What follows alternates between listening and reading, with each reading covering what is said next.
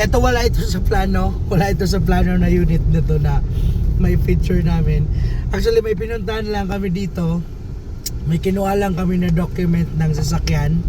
Tapos sabi niya, sir, nakita ko yung video mo ng ng Toyota Fortuner. Tapos ito tinuro niya, yan din po, binibenta ko rin yan. O, di ba sakto?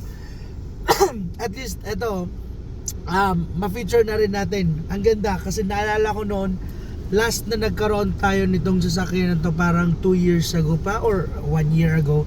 Tapos na-deliver namin yon Quezon City. O, imagine. Kaya ibig sabihin, eto, malay mo, may magpa-deliver din kahit bagyo, pwede. Di ba? Anyway, nakikita nyo na.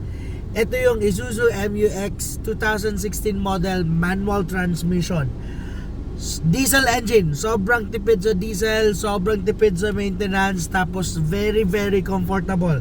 Yan po, proven and tested ko na yan kasi nakagamit na po ako talaga ng ganitong unit. Proven and tested, napakatipid niya sa diesel, tapos napakatipid ng ng maintenance. Parang gano'n, no? Tingnan mo, nakita mo ba yan? Oh, yun. Parang gano'n tayo, mamaya papakita ko sa inyo. Pero ngayon, test drive muna natin. Manual transmission. Medyo hindi lang tayo makabelo sa driving kasi nasa highway tayo. But anyway, ma-observe na natin. Handling niya, sobrang ganda. Shifting niya, sobrang smooth. Ang clutch niya, ang lambot lang. Kaya napakaganda ni drive. Tapos yung amoy niya sa loob, imagine, 2016 model pero ang amoy niya sa loob parang parang bago. And odometer niya, current odometer niya is 112,383. Sir Ton, ang taas na ng odometer. Hindi po yan mataas para sa isang diesel engine na Isuzu MU-X. Napakababa pa po niyan. And just imagine, this is 2016 model. Ang sarap paggamitin, no? Grabe, napaka-responsive pa niyang accelerator niya. Ang lambot pati ng clutch. Nice. Ayun nga lang, may nakalimutan na naman ako. Magkano nga bang presyo daw nito? Anyway, regarding sa presyo, mapag-uusapan natin yan after this test drive. Kakausapin na lang namin kung magkano ba ang presyo niya nito. And pwede rin po ito sa financing. Siyempre pwede sa cash, pwede sa financing. Ang ganda, ang lambot niya lang yung shift, oh. Uy. Parang yung Toyota Fortuner kanina.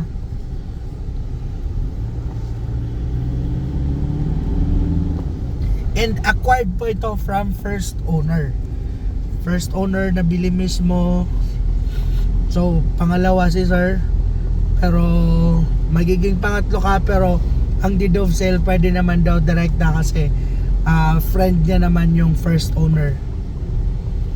So, walang problema. Anyway, pagdating sa documents, even kami po, we can assist you. Tapos, sa exterior niya, kanina kasi habang nag-uusap sila ni Robert at ni Sir regarding sa document, chine-check ko na yung unit. Ang ganda ng exterior niya, although madumi nga, may dumi lang kasi syempre maulan dito noong nakaraan, pero wala akong nakitang dents and scratches. But anyway, i-review natin mamaya. Biglaan lang.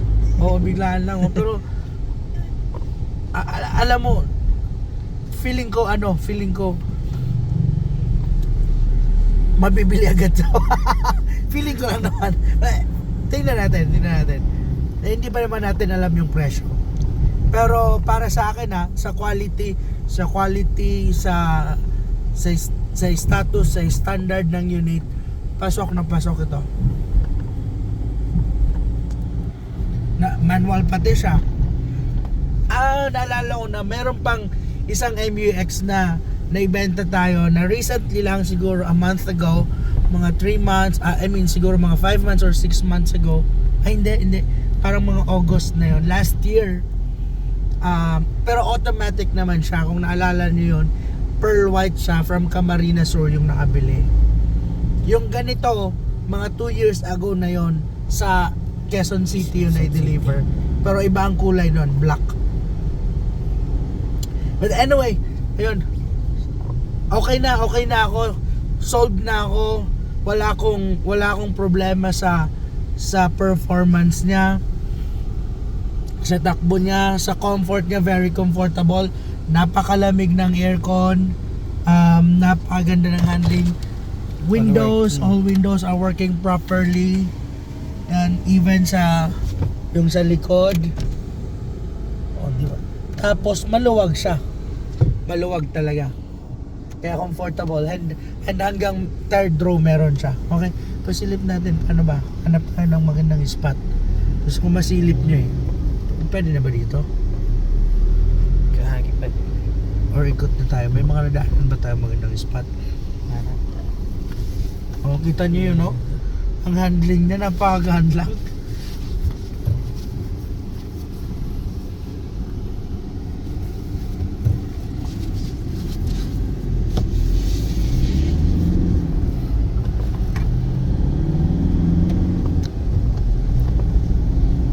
Nice. Ang ganda pa ng tunog niya. Power.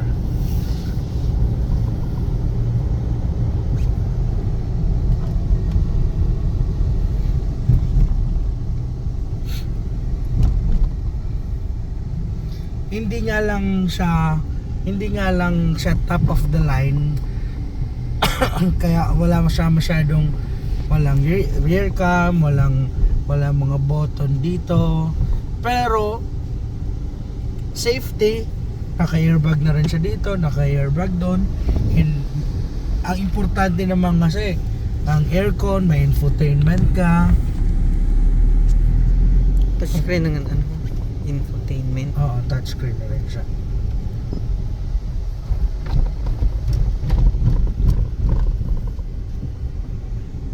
Sige, meron tayong spot dito. Kaso ang daming tao.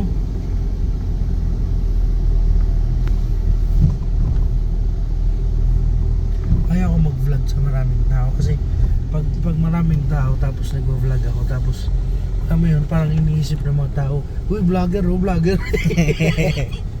Shout out. Shout out. Wala man lang spot.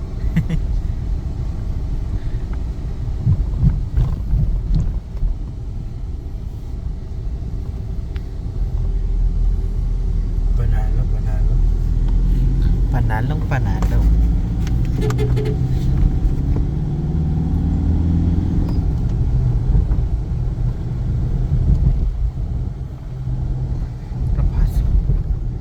Nice, grabe.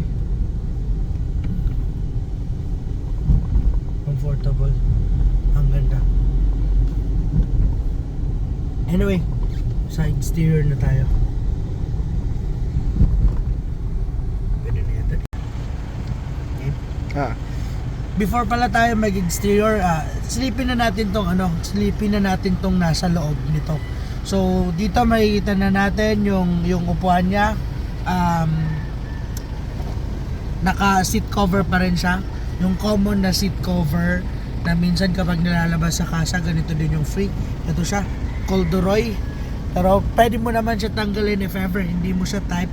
Pwede mo siya tanggalin, pwede mo siya palitan kung gusto mag leather seats. Nasa sayo na rin yan. So mattings naman niya, eto meron na rin siyang rubber mattings na aftermarket. Pero yung original niya, andyan pa rin naman siya. Yan dyan. So same dito sa driver side hanggang doon sa pinakalikod. Okay, ito na sa pinakalikod.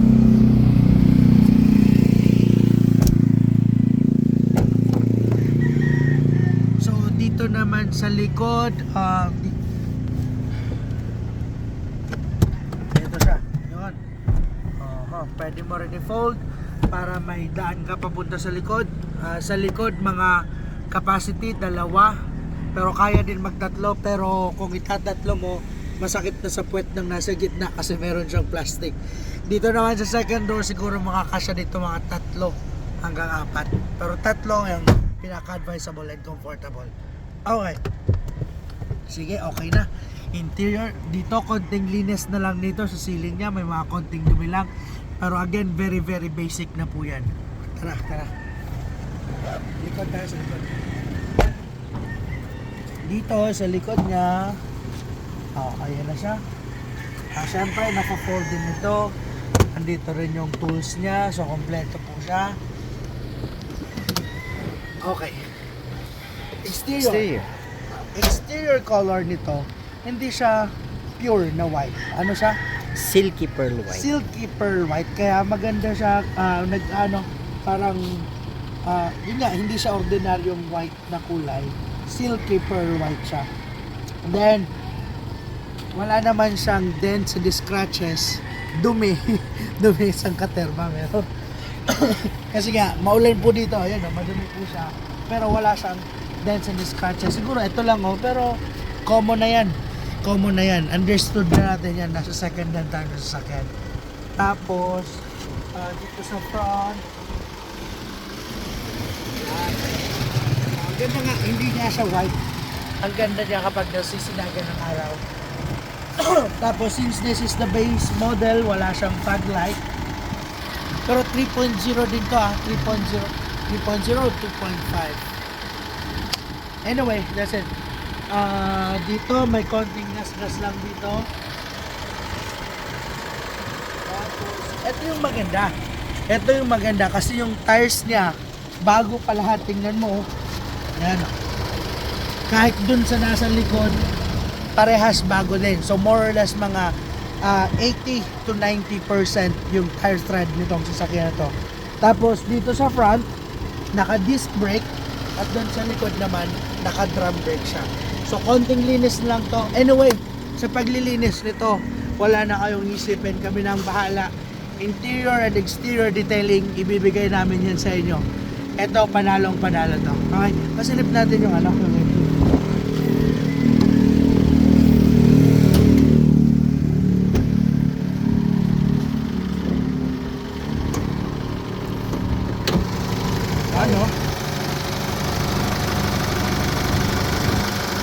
Kailangan lang din ng engine detailing, pero sa tunog niya, napakatahimik, napakaganda ng tunog niya. Pinong-pino, all stock, wala pa siyang ginagalaw, maliban lang siguro sa battery. Tignan nyo, ang ganda ng tunog niya.